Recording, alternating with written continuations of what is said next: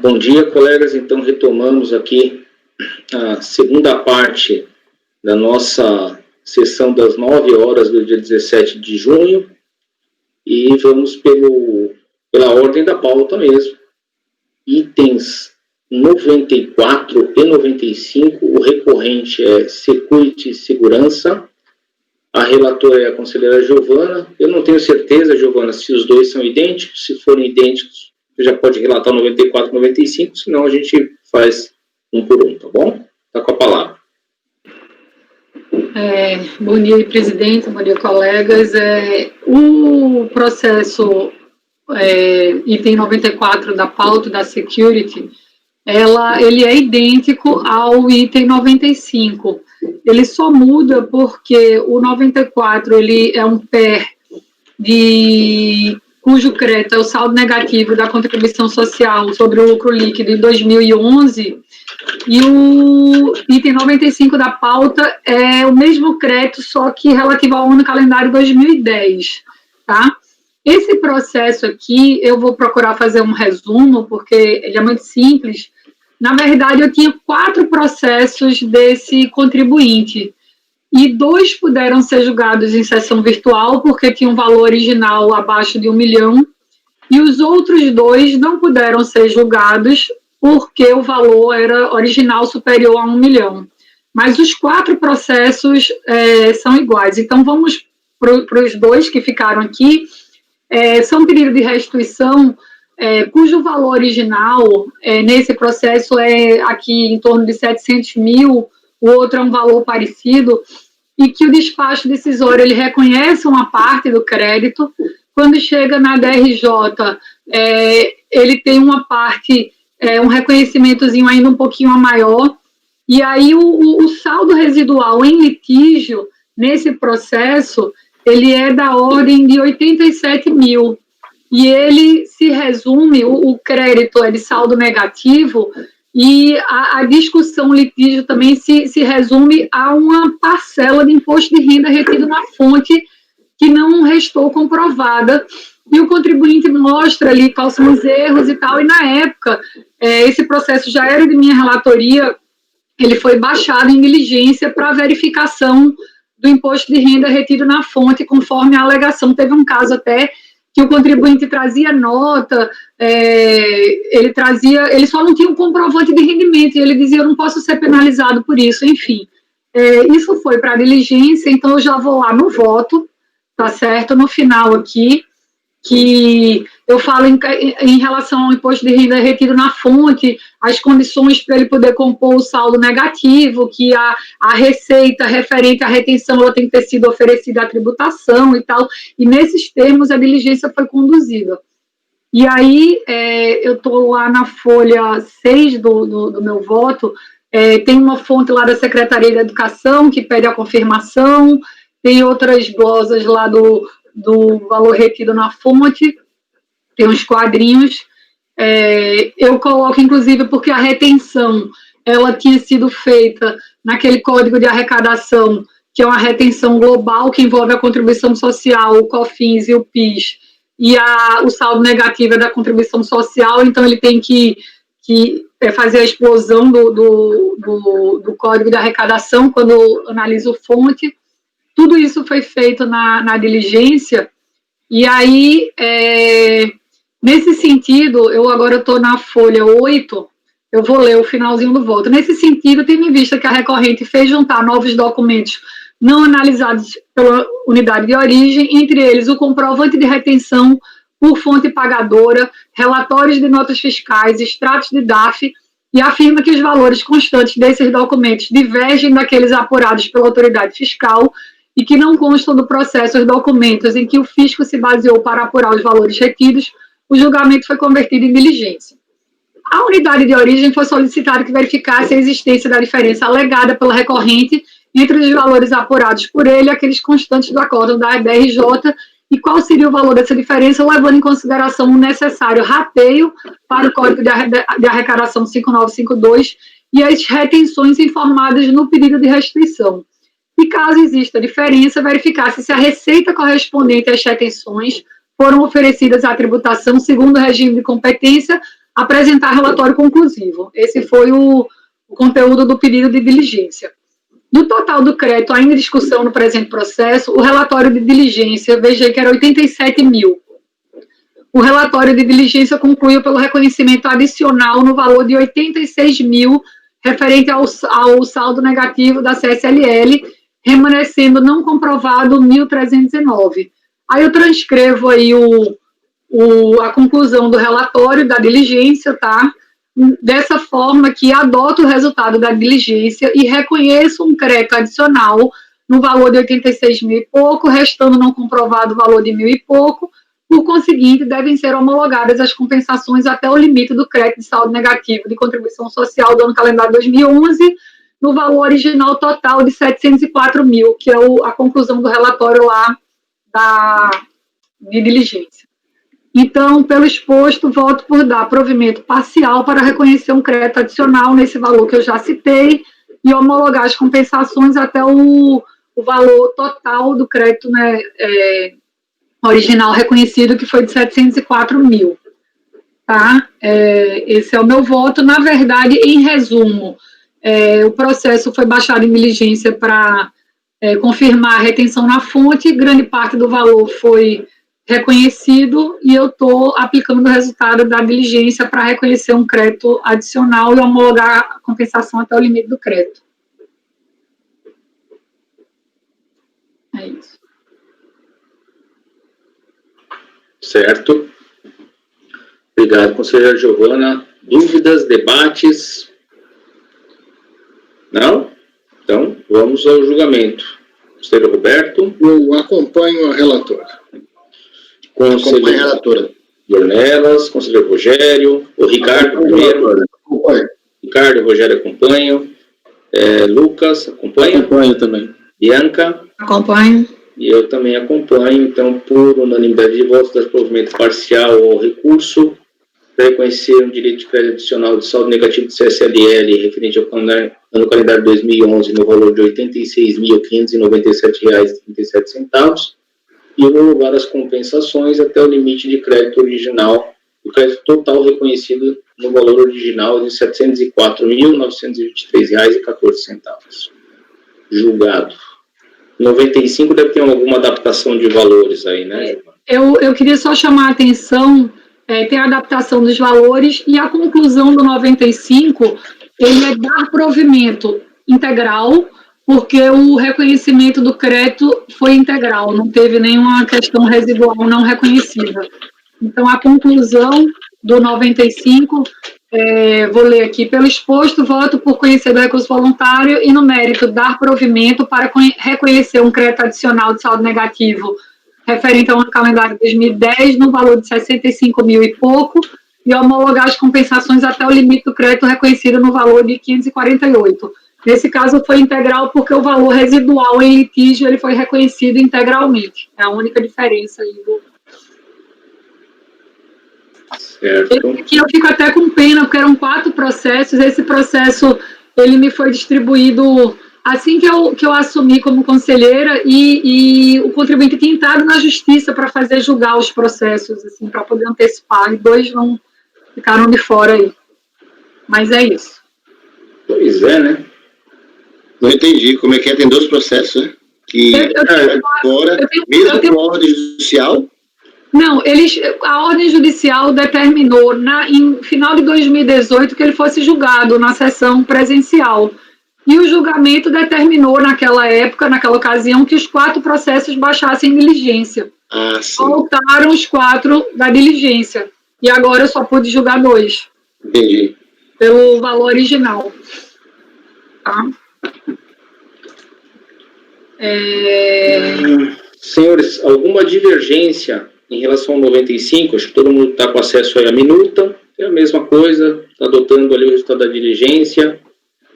Então, julgado também, só que o item 95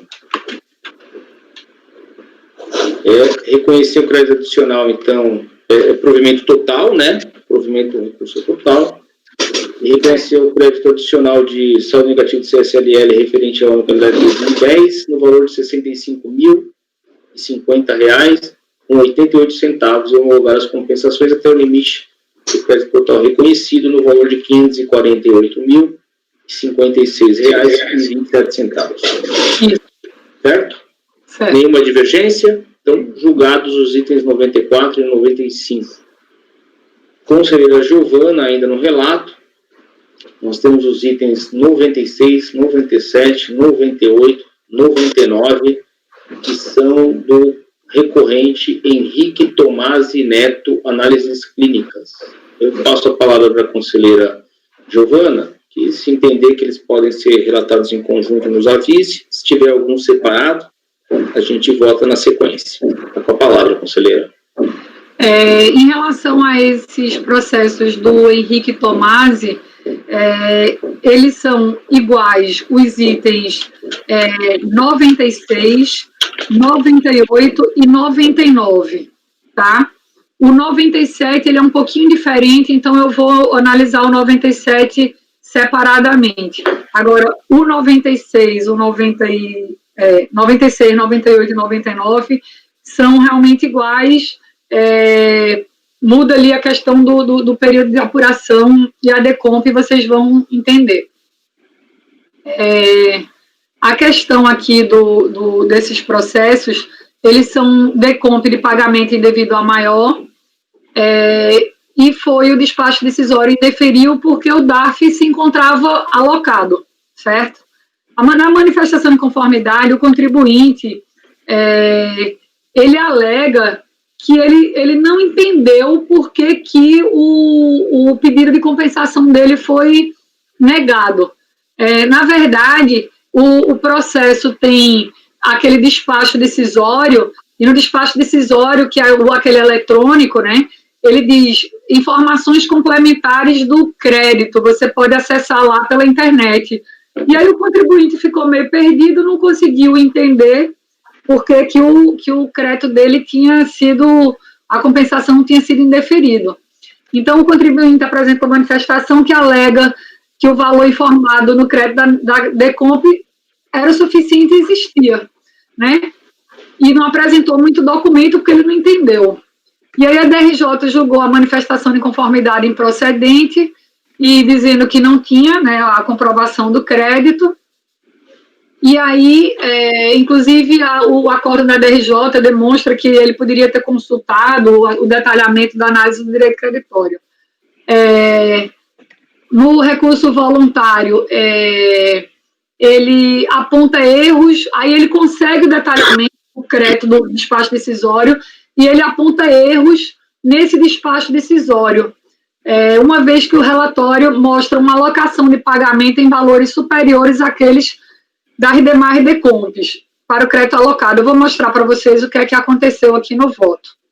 Então, em série de recurso voluntário, a recorrente discorda da tabela de detalhamento da alocação do DARF, né, porque o despacho decisório disse que o DARF estava alocado, e elabora uma tabela na qual apresenta os valores do relatório do despacho decisório em contraposição àqueles que ele considera que seriam corretos, tá?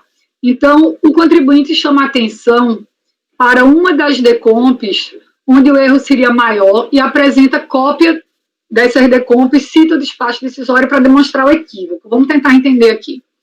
Ele diz, com relação a essa Decomp final 4474, já homologada, o erro foi grande e contraintimada, pois o valor compensado é de R$ 899 e não de R$ 3.965, conforme consta do relatório Informações Complementares. Em relação aos documentos de prova trazidos com recurso voluntário, eu aceitei porque foi para contrapor a decisão lá da DRJ. Pois bem, passamos à análise. O crédito informado na Decomp em discussão, que é essa que a gente está analisando que foi indeferida, que é o final 8872, é no valor original de R$ 1.538. E ele é parte de um pagamento indevido a maior de RPJ, que é de junho de 99, realizado lá no dia 30, conforme abaixo. Então, ele mostra lá o valor do pagamento. E tem o DARF lá, que o valor do principal foi de 6 mil. Ele está pedindo um crédito de um pagamento indevido a maior. Sim, por que esse processo é igual aos outros dois? porque esse mesmo DARF, que é objeto de compensação, ele é objeto de compensação dos outros dois processos. Só que ele manda uma decomp para pedir uma parcela de 1.500, na outra ele manda uma decomp para pedir um outro percentualzinho, outro pedacinho, e na outra decomp ele pede um outro pedacinho desse mesmo DARF. Aí ele diz, por sua vez, o débito a compensar na referida decomp equivale ao imposto de renda retido na fonte de fevereiro no valor de 1.280. As informações complementares da análise do crédito não foram juntadas aos autos. Ele consta apenas do voto da decisão recorrida. Isso é outra coisa, o processo está meio mal instruído, porque aquele detalhamento da análise do direito creditório não está nos autos. Você tem conhecimento dele através do acórdão da DRJ. Então, eu tirei uma tela do acórdão da DRJ, segue a tela. Então, a tela é essa aqui. Então, ele diz que o valor daquele pagamento que ele está pedindo compensação, na verdade, ele já foi objeto de outras decomps aqui e mostra a alocação. Inclusive, presta atenção nessa linha que a gente vai ver da decomp final 4474, que é uma das que ele aponta erro, que diz que foi utilizado R$ 3.900 daquele DARF. Aí, o que é que o contribuinte alega? Ele alega, olha, o extrato do que deu indeferimento do crédito, ele diz que daquele DARFzinho do IRPJ, uma parte foi utilizada nessa decomp final 4474 no valor de R$ 3.900. E aí ele diz, olha, o relatório diz 3.900, o valor correto seria 899, tá? Essa tabela está na página 4 do meu voto. E aí ele mostra onde está sublinhado de vermelho, que eu destaquei, ele mostra algumas discrepâncias aí de poucos valores. O mais significativo é essa da decomp 4474. E aí ele anexa essa decomp 4474, que é dele, né, que ele coloca lá. Após a recorrente indicar os valores divergentes daqueles das informações complementares, defende a existência de crédito remanescente a ensejar o período de compensação constante dos presentes autos. Ao analisar uma das decomps citadas, que ele diz que teve erro, que é essa final 4474, anexada na folha 60 e seguinte, constata-se que, de fato, os valores constantes dessa decomp aqui encontram-se em dissonância com as informações complementares da análise de crédito, vide as telas. Então, isso aí é a decomp, para mostrar ao final aqui, que é uma decomp, presta atenção, é uma decomp retificadora, final 4474. E o valor total do crédito original utilizado nessa decomp foi de R$ 899, como alega o contribuinte, e não 3.900, como está na análise lá do despacho decisório. Pela cópia da decomp apresentada pelo contribuinte, o valor original do crédito utilizado nessa decomp final 4474 seria de apenas 899, enquanto que as informações complementares informam a utilização de 3.900 e pouco. Diante dessa discrepância de valores, eu voto no sentido de converter o julgamento em diligência para que a unidade de origem verifique os DARFs que foram efetivamente alocados às decomps indicadas nas informações complementares, verificar se existe a alegada divergência de valores e que, caso o despacho decisório esteja correto, justificar a divergência daqueles valores lá informados com a decomp que o contribuinte apresenta, né? E intimar o contribuinte para documento adicional, se for necessário. Então, realmente o processo, essas informações complementares da análise do crédito, de fato, não constam no processo. Essa discrepância aqui da decomp, ele está citando lá uma decomp que é retificadora, ele apresenta a retificadora que o valor é 899 e eu não sei de onde o despacho foi buscar aquele 3.900. Então, assim, isso é a mesma coisa para os outros dois processos que eu citei, porque o DARF, né, que dá origem ao crédito, é um pagamento de IRPJ no valor original de 6.000 e pouco, entendeu? Então, ele fez 3 decomps para usar uma partezinha de cada pagamento. Se eu for vencida, eu voto por dar provimento, porque tem indício de divergência, não consigo avançar. como voto. Muito obrigado, conselheira Giovana. Então, senhores, então, para 96, 98 e 99 da pauta, a conselheira Giovana está propondo a realização de uma diligência a fim de dirimir essas dúvidas aí apontadas por ela. Debates ou dúvidas, ou podemos encaminhar a votação? Temos? Então, conselheiro Roberto. Presidente, eu acompanho a relatora. Essa é uma matéria que demanda mesmo a verificação e só a unidade de origem pode dizer exatamente o que foi utilizado do pagamento indevido e para que dar qual deve. Muito obrigado. Conselheiro Dornelas. Eu também acompanho a relatora. Diligência, né? Isso. Conselheiro Ricardo. Acompanho a relatora. Rogério. Eu acompanho a relatora. Lucas. Também acompanho. Bianca. Acompanha também? Acompanho. Certo. Então, eu também acompanho. Nos itens, então, 96, 98 e 99, converter o julgamento em diligência nos termos do voto da relatora.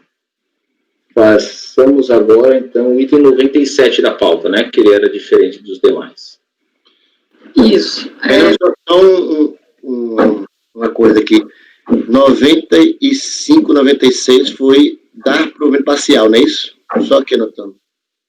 Não. 95 é da security. Foi o que a gente analisou antes, que o 95 foi dado provimento integral para aplicar o resultado da diligência. O que a gente está votando agora é 96, não, tudo 98 e 99. Diligência. 95 integral e 94 parcial, é isso? Parcial.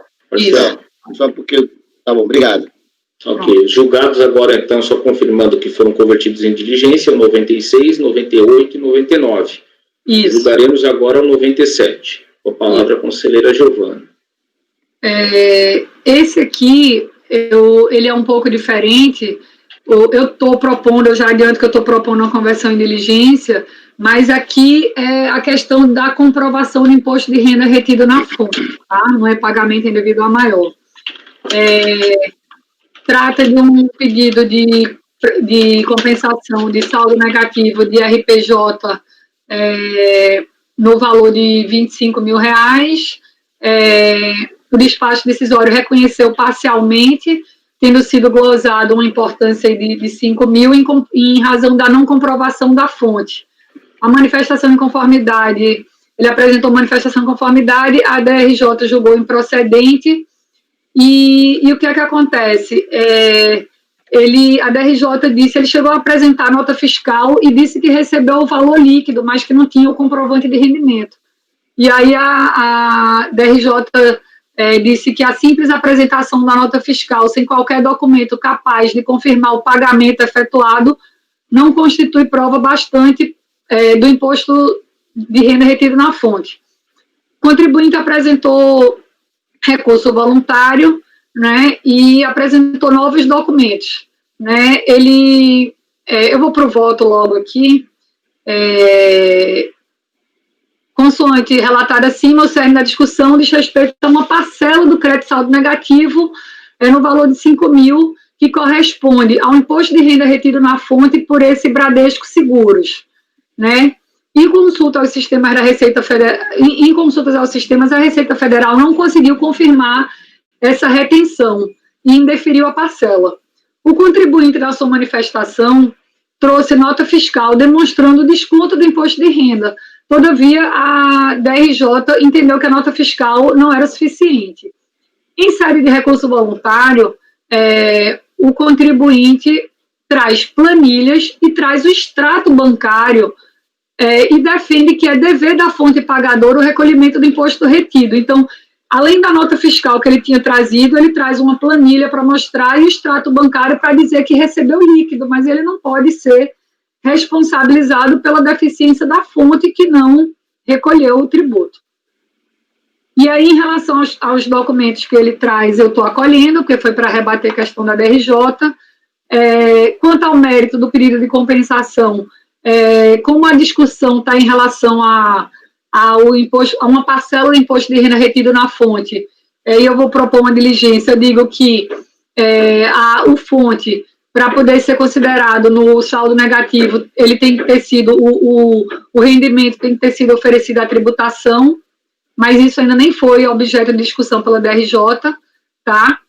E aí depois eu digo que o comprovante de rendimentos e retenção fornecido pela fonte pagadora é um documento importante para comprovar os valores retidos, mas não é suficiente para justificar a existência do saldo negativo, tendo em vista a necessidade de demonstrar que a receita foi oferecida à tributação, né? Isso era o que eu já tinha dito lá.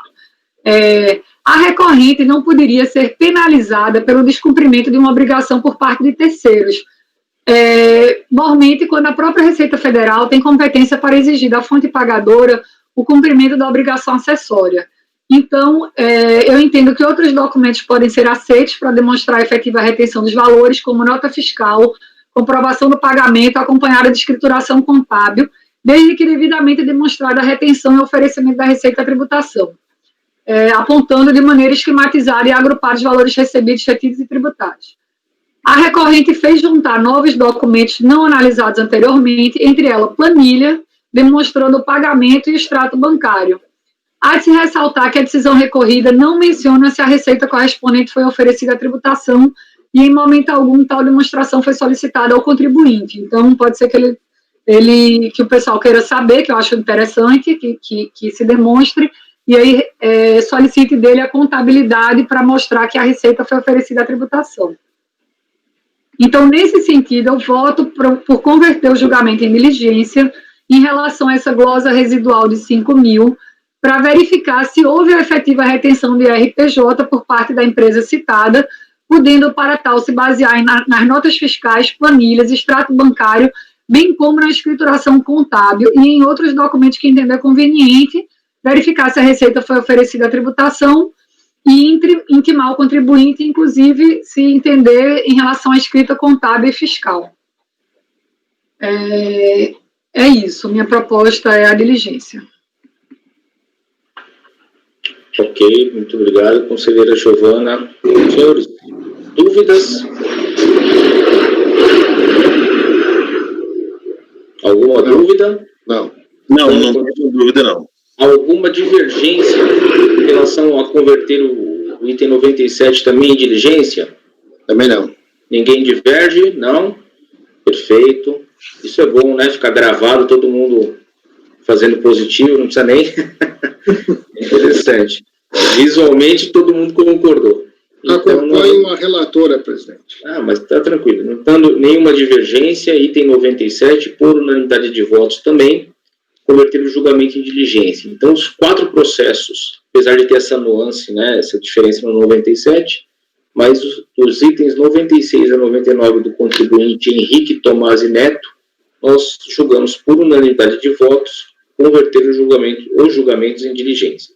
Certo? Isso, correto. Muito obrigado, Giovana. Temos agora o item 100 e 101 também de sua relatoria, recorrente de Pessul Veículos Limitada.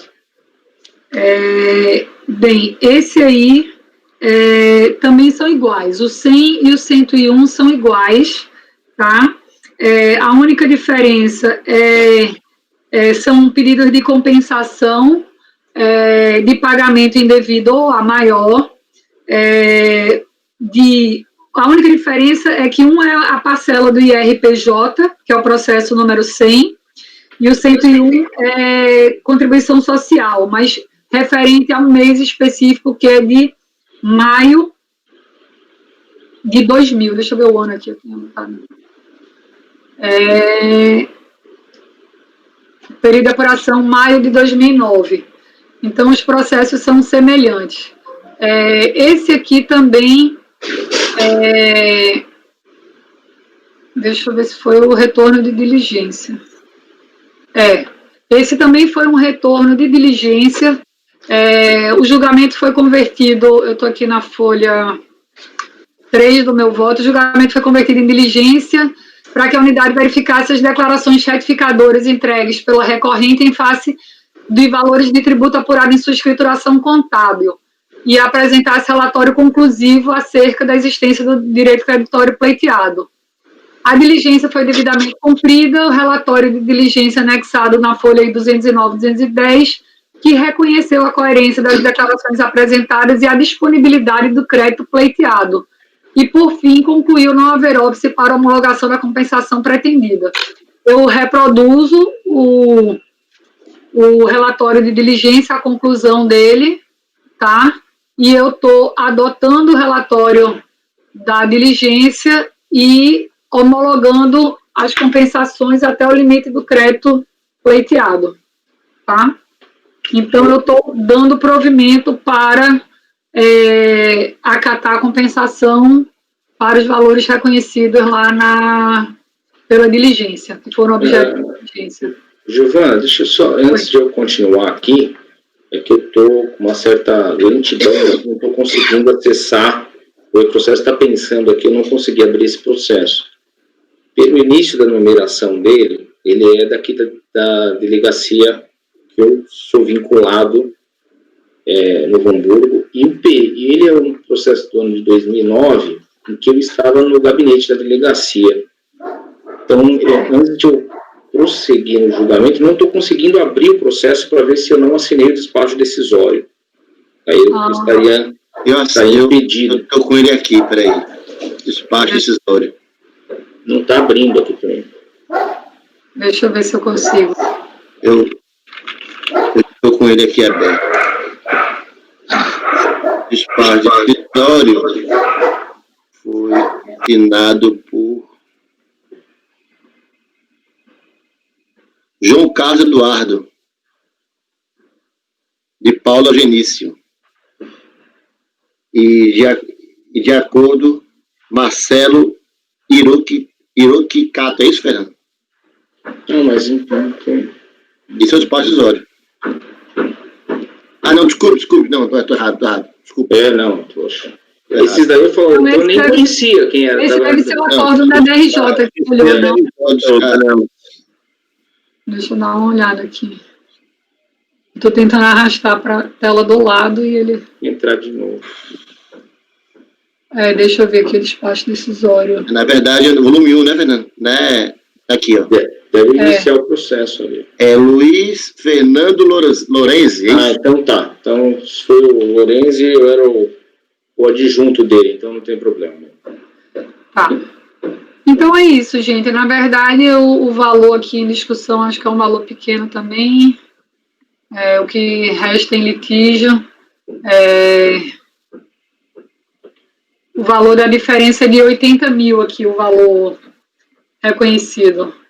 E aí teve uma divergência entre a DCTF, a DIPJ, a retificadora, e aí ele pede para confirmar com contabilidade, mais ou menos esses votos que a gente tem proferido aqui para baixar em diligência, e o valor foi de fato reconhecido.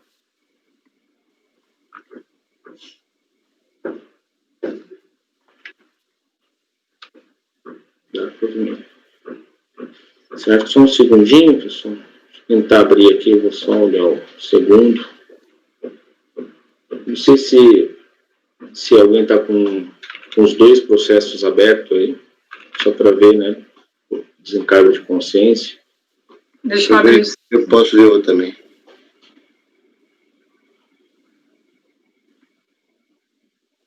O 2986, né? 2986, o final. Isso. Também tem eu acho que é bem provável que tenha sido a mesma pessoa que assinou, porque é um mês, é um pagamento que realmente ele deve ter feito um erro errado. Processado na mesma data. Fernando Lorenzi, confirmado. Também. Certo. Perfeito. Podemos seguir. Então, senhores, nos dois processos, né, Giovana? É para dar provimento, né? Isso. Dúvidas? Não? Alguma divergência em relação a dar provimento aos dois recursos voluntários? Nenhuma. Intenção, nenhuma divergência? Então, por unanimidade de votos, dar provimento ao recurso, resultado do julgamento dos itens 100 e 101 da pauta do recorrente de PSU. Obrigado, conselheira Giovana. Nós vamos agora ao item sequencial da pauta, que é o número 102, recorrente é Denso Sistemas Térmicos do Brasil, o relator é o conselheiro Dornelas, consta que o contribuinte apresentou memorial. Tá? Então, quem quiser ter acesso, está na pasta disponível aos senhores. Então, o conselheiro Dornelas está com a palavra. Esse processo aqui, eu peço atenção dos colegas. Ele já esteve na nossa turma, eu era o relator, convertemos em diligência, mas obviamente era outra formação. Mas se eu for direto ao voto, vocês vão entender. Então, primeiro, no voto, eu estou aceitando uns documentos trazidos pelo contribuinte em recurso. Os documentos foram constados ao processo quando da interposição do recurso e também no momento da apresentação da manifestação de diligência. Então, ele trouxe ao processo tanto no documento, tanto no recurso como também na manifestação de diligência. Eu estou acatando esses documentos conforme o voto que está aí. Mas antes dele falar sobre isso, vamos ao mérito. Veja só. Então, presta atenção. Trata-se de PERDECOMP. O contribuinte informou a existência de crédito correspondente a saldo negativo de contribuição social, certo? Saldo negativo. Você está me ouvindo? Saldo negativo de contribuição social, CSLL, ano e calendário 2005. Esse crédito é no valor de 41 mil. Ele é composto por 1. Imposto de renda pago no exterior, 7.500. 2. Retenções na fonte, R$256. E pagamentos com DARF, 1.513,069,40. Estimativas compensadas com saldo negativo de anos anteriores, 116.554,03. Então, ele é composto, obviamente o saldo negativo é menor do que esses valores, porque existia valor a pagar, certo? De acordo com o despacho decisório, não foi reconhecida a parcela referente ao imposto de renda ou AIR pago no exterior no valor de 7.500, sob a justificativa que a receita correspondente não foi oferecida a tributação, não foi reconhecida lá no despacho decisório. Reconheceu-se o valor de 94.199 dos 116.554 informados pelo contribuinte, a título de estimativas compensadas com saldo negativo de anos anteriores. Certo? Sendo a soma das parcelas emitidas no despacho igual a 1.607.524,68, e considerando que a contribuição social anual devida pelo contribuinte foi igual a 1.596.096, o despacho decisório reconheceu o saldo negativo de contribuição social disponível no valor de 11.400. Tudo bem até aí? Resignado, o contribuinte apresentou manifestação. Seus argumentos foram acolhidos e lá da RJ deu provimento parcial para acrescentar a esse valor de 11 mil o valor de 20.031 aos 94.199 na parcela correspondente a estimativas compensadas com saldo negativo de períodos anteriores. Aí, não se conformando com a decisão, o contribuinte apresenta recurso voluntário sustentando o direito de reconhecer integralmente os valores das estimativas compensadas, no caso, o reconhecimento do valor adicional de 2.300 e pouco, certo? Bem como o reconhecimento da parcela referente ao imposto de renda no exterior, no caso, a totalidade, 7.518, lembrando que esse aqui não foi reconhecido por não ter oferecido a tributação, esse último. Numa primeira apreciação, por entender nítida correlação entre esse processo e outro, essa turma resolveu converter o julgamento de diligência para fim de determinar o sobrestamento do feito até a decisão definitiva da instância administrativa do processo final 2010-95. A resolução foi essa 301.000.401. A última decisão desse processo foi o acordo final 260, que negou o provimento a recurso voluntário do contribuinte, confirmando assim o teor da decisão da DRJ de BH. Eu trago aqui o teor, foi quando a DRJ apenas deixou de fora aqueles 2.323,78, certo? Em manifestação, então isso aqui são estimativa compensada. Em manifestação, o contribuinte traz à baila o parecer normativo COSIT, isso aqui é importante para Bianca, né? 2018, sustentando que o referido parecer possui efeito vinculante sobre a Receita Federal do Brasil, sedimentando o seguinte posicionamento. Se o despacho decisório que não homologa a compensação da estimativa for proferido após o encerramento do ano calendário daquela estimativa, como é o caso dos autos, a parcela devida será cobrada pela Fazenda Nacional como tributo devido e, via de consequência, tal parcela deve compor o saldo negativo da contribuição social. Por esse raciocínio, impõe-se o reconhecimento da parcela do direito creditório pleiteado pelo contribuinte. Então, mesmo que foi negativo para ele aquele processo que ele perdeu, então, ele disse que deve ser computado com base nesse parecer normativo COSIT. Aí eu falo em que peço as razões, elas não devem prosperar. Compreendo não ser razoável reconhecer esse débito tributário sem que o crédito requerido tenha sido efetivamente extinto. Se a mera possibilidade de cobrança for suficiente para reconhecer um determinado indébito, não haveria motivos também para não se reconhecer créditos tributários confessados em DCTF e que não foram adimplidos, pois da mesma forma que ocorre nos casos do DECOMP, o crédito tributário informado em DCTF também configura confissão de dívida, o que gera, sem dúvidas, expectativa de cobrança.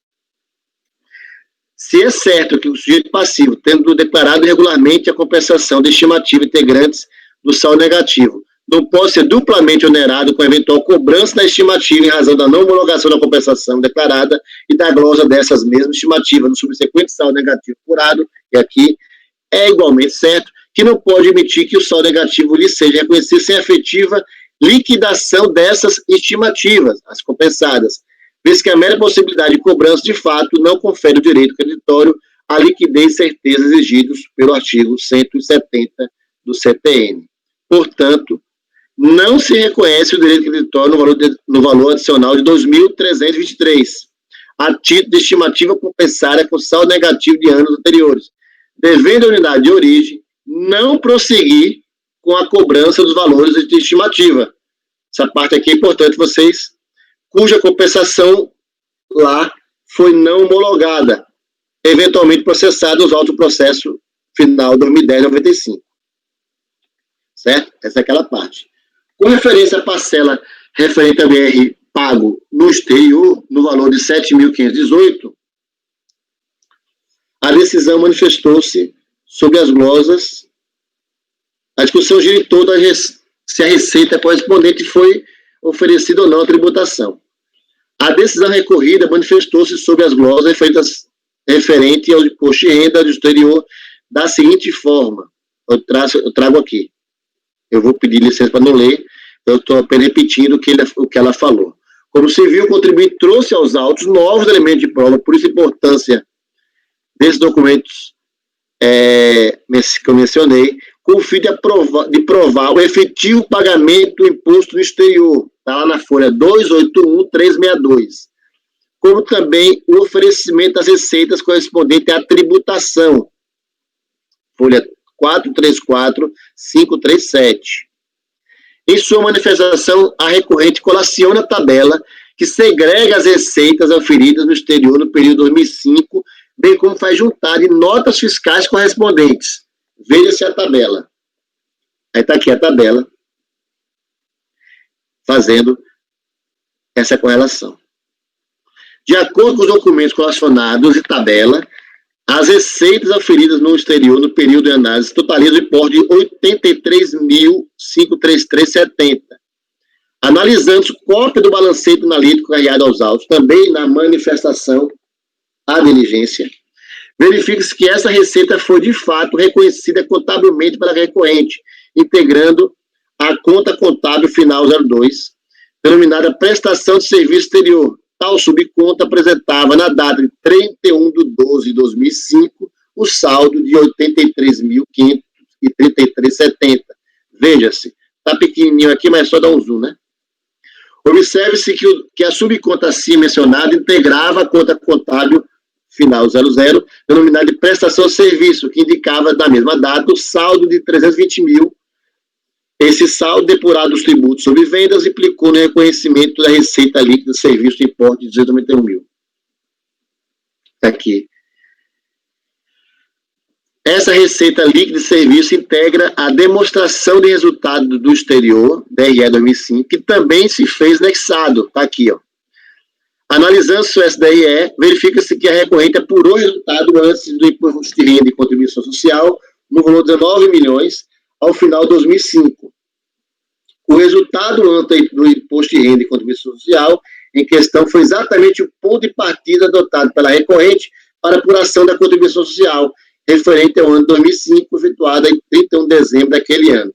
Vê-se ainda que no item 4, o documento titulado Apuração Contribuição Social 2005, constam as exclusões efetuadas pela recorrente quando da composição da base de cálculo da contribuição social. As exclusões não contemplam as receitas oferidas no exterior decorrente da prestação de serviço. Logo, há de se reconhecer que restou devidamente comprovado o oferecimento da tributação das receitas de prestação de serviço oferidas no exterior no ano calendário 2005. Salientes, por fim, que embora as receitas oferidas no exterior não figurem na linha 28 da ficha 26A da DIPJ 2006, restou comprovado que tais receitas integraram o valor inserido na linha 8 da mesma ficha, receitas de prestação de serviço. Embora a recorrente tenha se equivocado quando o preenchimento da DPJ, tal fato não prejudicou seu direito, visto que restou devidamente provado que se tratou de mero erro de preenchimento da DIPJ. Portanto, por esses argumentos, é de se dar provimento ao recurso quanto a este item, para reverter as glosas referentes a imposto de renda pago no exterior. Fazendo isso, eu dou provimento parcial para reconhecer o direito adicional de 7.518, a título de imposto de renda pago no exterior, homologando as compensações até o limite do crédito reconhecido. Ou seja, ele não ganhou apenas o 2.000 e pouco, que dependia do outro processo. É isso, é assim como eu voto, presidente. Perfeito. Até o Ricardo também, né, a gente já conversou um pouquinho, a gente não tem aplicado aquele parecer normativo lá, a gente tem tentado não prejudicar o contribuinte com cobrança dupla, como o Dornella fez ali, já que está glosando aqui, não cobrar lá e aqui ao mesmo tempo, né, essa é a nossa sempre preocupação, mas também não deferir o direito creditório se não houve pagamento, né, então, acho que... Falar um pouco aqui, esse tema interessante, o voto do Dornella está perfeito, muito bem redigido, ele foi bem detalhado, bem específico, e eu concordo plenamente.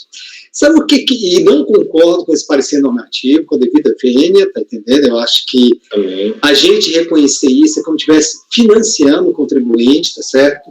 Mas o que está me incomodando é o seguinte, eu estou raciocinando como segunda instância. Se eu tivesse hoje esse julgamento da DJ, eu estava reconhecendo, né? Que eu era obrigado a vincular. Eu colocava lá, citava o parecer e nem entrava. Aí eu digo o seguinte, se essa questão está obrigatório ser reconhecida a primeira instância, de uma certa forma não teria influência aqui no CAF, não é que eu concorde. Eu acho que o voto do Dornella é perfeito, eu concordo plenamente com vocês, está entendendo? É um aspecto processual que ficou aqui me incomodando, esse fato. Eu entendo. Você está entendendo? Fica estranho, né? A gente aqui em segunda instância não reconhece o que a primeira instância é obrigado a reconhecer. Você está entendendo? Sim. O que acontece é assim, ó, certamente esses processos não chegarão mais, porque não vai chegar nem na DRJ, né? A Receita, se não houver nenhum problema de ordem legal, né? Algum órgão de controle questionar esse parecer, assim, que com a devida vênia, também acho, eu nunca vi, assim, algo de devolver o dinheiro de quem não pagou, né? Há casos concretos, citados já, em que houve restituição de valor sem que o contribuinte tivesse adimplido depois a cobrança dos valores de estimativa, né? Acho, sinceramente, um contraste. Me parece mais algo para acomodar sistemas do que uma interpretação da norma em si. Eu volto a lhes dizer, como o Dornelas colocou ali, se o simples fato de poder ser cobrado ensejasse a restituição, não havia necessidade nenhuma de a gente perguntar se um débito confessado no DCTF foi pago para fins de restituição.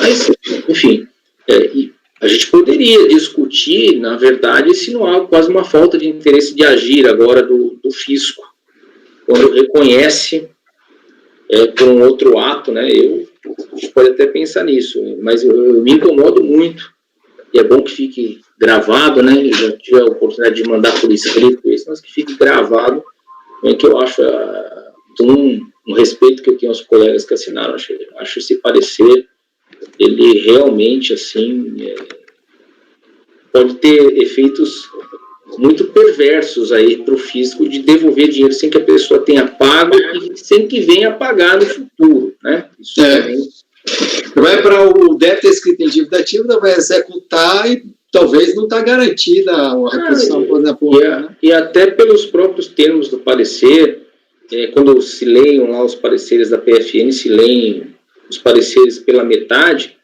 e o parecer diz que não é para cobrar se o contribuinte não tiver imposto devido ao final do período. Então, a gente ainda teria uma outra questão. Em alguns desses processos, sequer há possibilidade de cobrança, porque o contribuinte teve saldo negativo lá. Se ele teve saldo negativo, é impossível você converter aquilo em cobrança, já que ele não tem saldo de imposto devido ao final do ano. Então, eu acho que os mesmos argumentos que falam assim, vai ter compensação de ofício. Foi uma sucessão de entendimentos equivocados, com o devido respeito de quem estudou essa matéria. A compensação de ofício, eu coloquei no papel para eles, é impossível em muitos casos, porque a gente não julga tudo em ordem cronológica.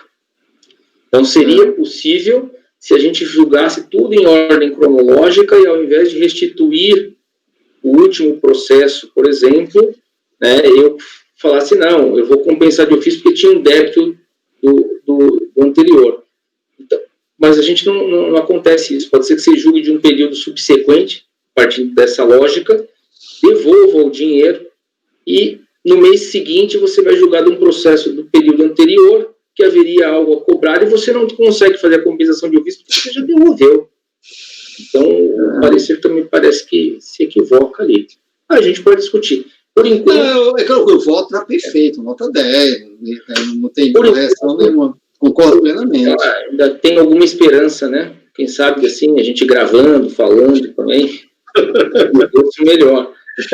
Isso possa ser revisto, e não sou contra nem a favor, não é isso. Eu acho que é só na questão de justiça, e não acho que nem que deve cobrar o contribuinte duas vezes. Eu acho que esse é um perigo real, dessas estimativas irem se refletindo o mesmo valor vários anos calendário, daqui a pouco que era R$1.000 vira cobrança de R$10.000, né? Mas tem que cobrar só 1.000. Agora, também não acho razoável que alguém seja restituído sem nunca ter adimplido aquele débito. Ainda mais numa hipótese em que a compensação já não foi homologada, né? Então, eu acho complexo. Por enquanto, eu vou manter a minha linha aí do Dornelas, até porque esses processos vão acabar, né? Vão acabar. Ainda estamos tratando... Esse que tem no estoque, a gente julga. O resto não chega mais. Até o dia que tem algum seja reformado, seja revogado e parecer, né? Sei. Vamos ver. Enfim. Toma que o filho é teu, né? Acho bem complexo. Do ponto de vista processual, a gente poderia, assim, pensar, mas, por enquanto, eu vou deixar meu sinal de protesto aí, votando contra o parecer normativo, porque acho realmente que, de novo, com a devida vênia, ele não contemplou as hipóteses que a gente comenta normalmente aqui no nosso colegiado. Mas vamos lá. Então, nada a reparar, o voto do colega está perfeito para mim. Então. Olha aí, hein, Dornelas, que elogio do Ricardo ao teu voto, hein? Eu estou honrado. Obrigado, Ricardo. Não, mas em todos os pontos, né? E a gente vê que é um processo de valor baixo, mas trabalhoso, mas que tinham vários pontos detalhezinhos ali, né? Para ser analisado. Mas alguma dúvida mais, pessoal? Não. Então, o conselheiro Dornelas está votando por dar provimento parcial, recurso, reconhecer o direito de crédito adicional de R$ 7.518,02, a título de imposto de renda pago no exterior, homologando-se a compensação até esse limite de crédito. Presidente, eu acompanho o relator, subscrevo aí os elogios do Ricardo ao voto do Dornelas e digo o seguinte: restituição de indébito pressupõe enriquecimento sem causa. Se o contribuinte não fez efetivamente o pagamento, não existe um enriquecimento sem causa que justificaria a devolução a restituição. Então, com essas observações, eu acompanho aqui o relator. Obrigado. E para ficar registrado, já esse comentário do Roberto, né? Eu lembro que o nosso colegiado também, sabendo dos problemas que podem ocorrer, a gente normalmente até sobrestava o julgamento dos nossos recursos se o processo antecedente não tivesse decisão administrativa e reformada. Para ninguém pensar, o que vocês fazem quando o processo antecedente não acabou? A gente sobrestava o nosso julgamento, esperava para ver o quanto de compensação seria ou não homologada, até a gente fez esperar o prazo de 30 dias para ver se o contribuinte não iria recolher, depois retornava para a gente ver, ao fim e ao cabo do processo administrativo, o que tinha ocorrido, né? Então, também a gente tomava esse cuidado para não prejudicar o contribuinte. Obrigado, conselheiro Roberto. Então, a gente segue, conselheiro Ricardo, acompanha, conselheiro Rogério. Eu acompanho também, presidente. Certo. Conselheira Giovana. Acompanho integralmente o relator. Lucas. Acompanho. Conselheira Bianca. Acompanho o relator, presidente. Eu também acompanho. Só um ponto, Bianca, a questão do parecer COSIT, você já tinha votado isso de contrário, só para poder deixar isso... Sim, mas eu acho que a Bianca depois voltou atrás, pelo que eu vi em alguns votos dela ali, só para registrar no histórico, tá? Certo, ok, tá bom, só para poder ajudar. Só eu acho que até como a gente conversou, eu conversei com a Bianca durante o mês, a gente tinha algumas questões que ela apresentou de alguns processos, pelo que eu entendi, ela voltou atrás nesse entendimento e votou de acordo com você agora. Já no meses anteriores e me parece que em outros processos também. Tudo bem? Posso encerrar? Dá provimento parcial ao recurso. Então, para reconhecer o direito de crédito ali de R$ 7.518,02. Julgamento encerrado. Nós vamos para o próximos itens da pauta, né? Isso. Relatoria do conselheiro Dornelas também. O recorrente é Hooker do Brasil Limitado. Parece que são todos idênticos, Dornelas, porque a gente tem do item 103 ao item 109 da pauta. Isso. Todos idênticos. Certo. Vamos lá, então. Pode relatar, por gentileza. Bem, é o seguinte, eu trouxe esse processo para julgamento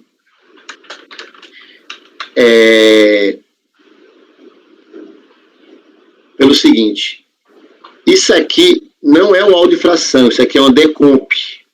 Normalmente, quando há audifração, o contribuinte faz pagamento e ele noticia os pagamentos realizados, então está cobrando o crédito tributário, se ele paga o crédito tributário, então o processo perde o objeto.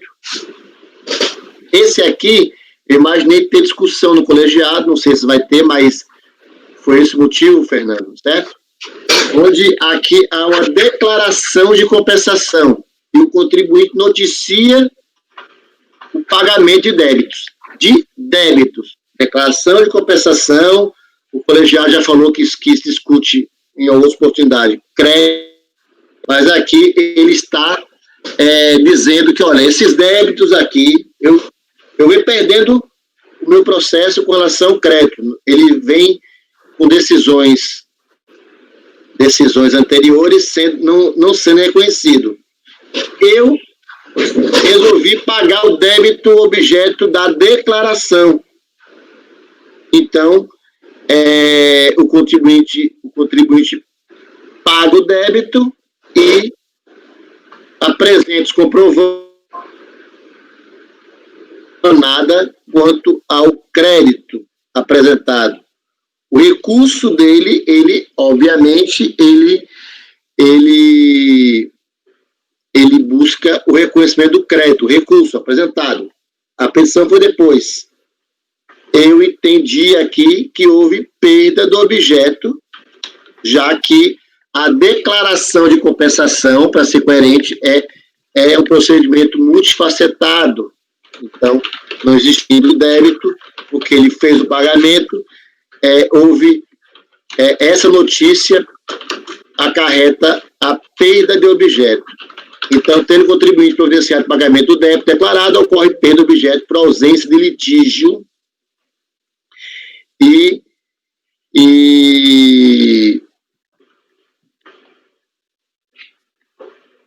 com isso, concluo que não existe litígio por ausência de objeto, cabendo somente a DRF de origem verificar a correção dos pagamentos efetuados. Dessa forma, voto no sentido de não conhecer do recurso voluntário em face da perda de objeto. É assim como eu voto. Aí isso aqui, Fernando, vale por 7 processos. Certo. Até para o Roberto também pode, já se pronuncia. A pergunta é se existia ainda um pedido de reconhecimento de crédito. Essa é a minha dúvida. No recurso, sim, né? Mas quando da manifestação, até coloquei em verde aqui, na manifestação dele, quando noticia que liquidou o débito, ele não apresenta qualquer insurgência contra a inexistência do crédito apresentado. Aliás, ele pede, inclusive, o arquivamento. Bom, tá. Se ele está pedindo, ele está desistindo, né? Que aí a gente... Porque eu sempre tinha uma preocupação, se ele tinha um pedido de reconhecimento de crédito, que ele poderia dizer, olha, eu fiquei preocupado e já paguei o débito, mas eu quero esse dinheiro de volta. Não tem isso não. Nesse caso, como ele junta uma petição manifestando, pedindo arquivamento, eu suponho que ele está desistindo mesmo do litígio. Além do pagamento, ele chancela que ele está desistindo até do crédito, quando ele pede o arquivamento. Não sei se vocês discordam. Foi assim que eu entendi. Roberto que queria se manifestar. Presidente, eu, na verdade, queria um esclarecimento que acabou vindo, né? Saber se o contribuinte, ao fazer o recolhimento, pediu a desistência. Né? E eu falo pedir a desistência é força de expressão, porque desistir é um direito dele, ele pode fazer a qualquer momento e a administração cabe apenas homologar.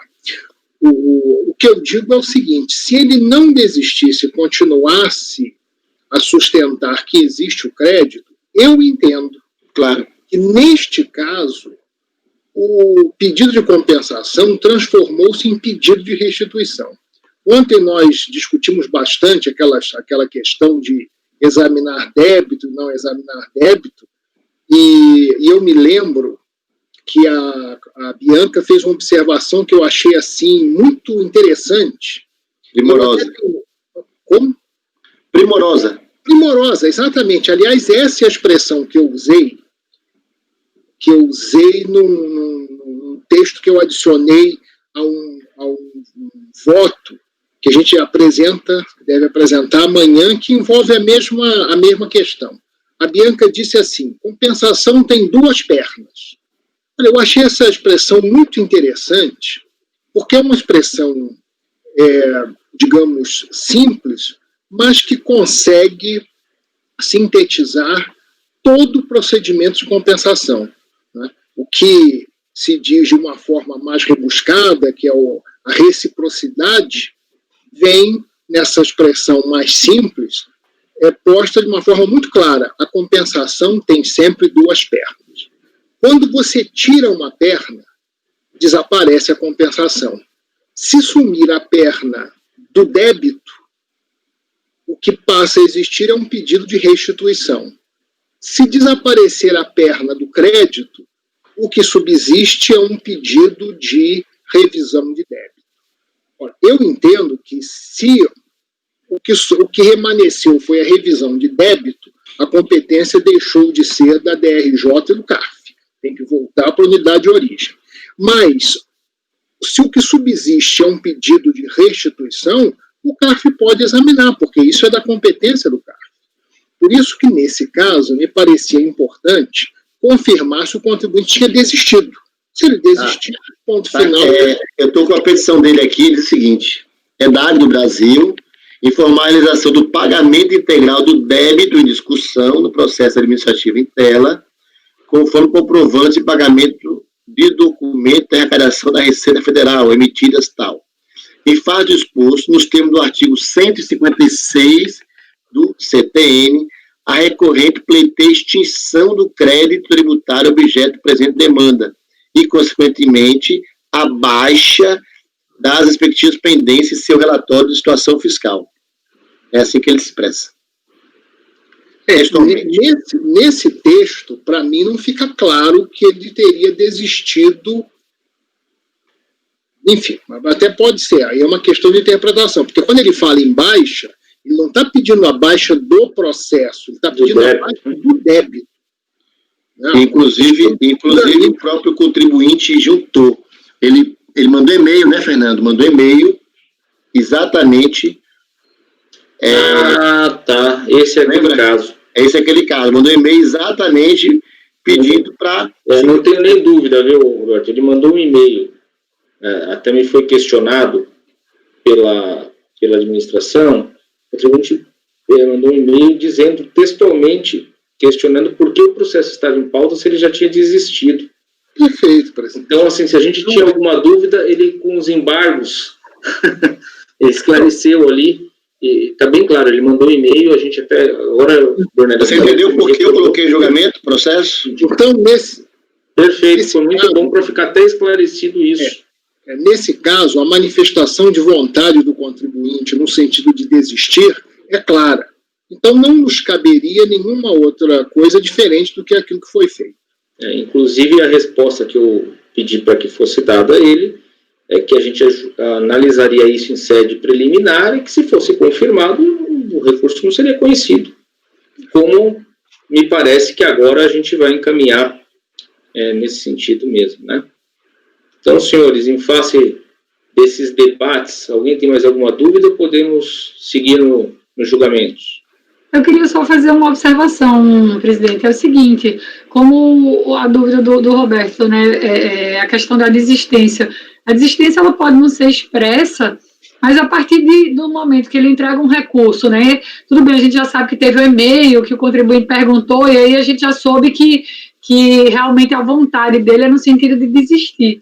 Mas ainda que não fosse isso, um recurso que ele diz que pagou, né? Quando ele diz que pede a extinção, ali pelo 156 do CTN, eu estou entendendo que é a extinção do débito, para que ele possa tirar uma certidão negativa, e ainda assim poderia remanescer a análise do crédito, mas a partir do momento que ele não coloca nenhum elemento de defesa acerca da existência do crédito, seria uma desistência tácita. É um recurso que feito aquele outro do Lucas, eu me lembrei, só tinha a retificadora da DCTF, não tem recurso, então ele não questionou nada. Nessa vez ele coloca um recurso, mas para dizer que pagou, mas não tem nenhum fundamento, nenhum pedido em relação ao crédito, nem nenhuma defesa da existência do crédito. Então a gente realmente não seria, se a desistência em relação ao pedido do crédito, do reconhecimento do crédito, ela não foi expressa, a desistência seria tácita, né? Eu acho que mais ou menos isso aí, não teve recurso, não conheceu do recurso. Então, Giovana, você está defendendo que o processo não deveria sequer ter vindo ao CARF. Já deveria ter sido barrado lá na unidade de origem. Não, sabe por quê? Não, sabe por quê? Porque ele entra com a petição e chama de recurso voluntário. E essa linha do período de desistência, reconhecer um período de desistência tácita, eu acho que merece análise do CARF, entendeu?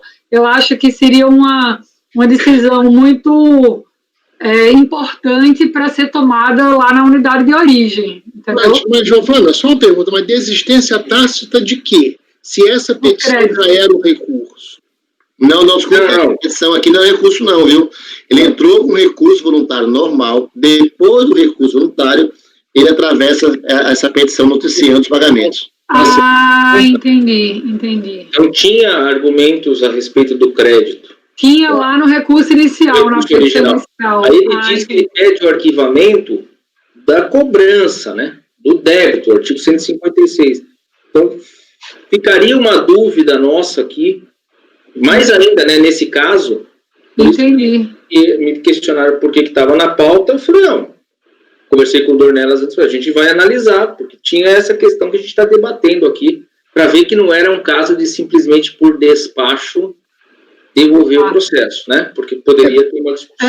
Não entendi, até porque existia um recurso voluntário anterior que efetivamente defendia a existência de crédito e que... Exato. Beleza, não, mas aí a gente, assim, vai reconhecer a desistência até por conta do e-mail do contribuinte e vai que não era essa a vontade dele, ele embargue a decisão, né?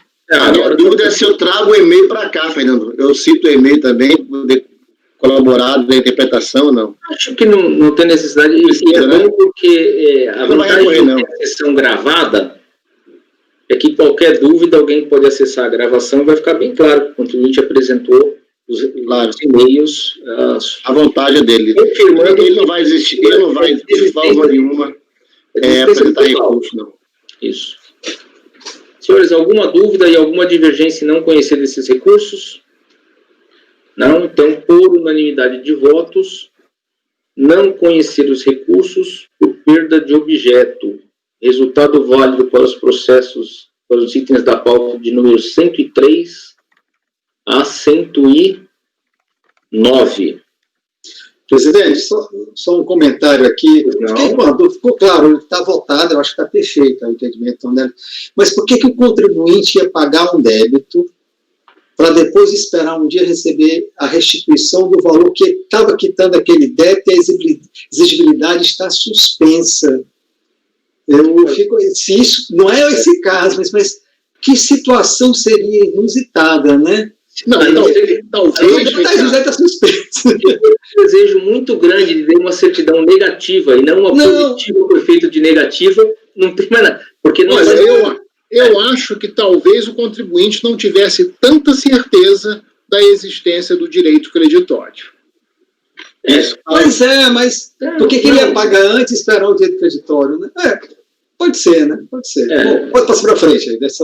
Ou, sei lá, talvez, eu não sei se esse pagamento foi feito agora ou no âmbito de algum refis da vida, que talvez ele tenha tido algum benefício, sei lá, não sei, eventualmente poderia ter sido isso.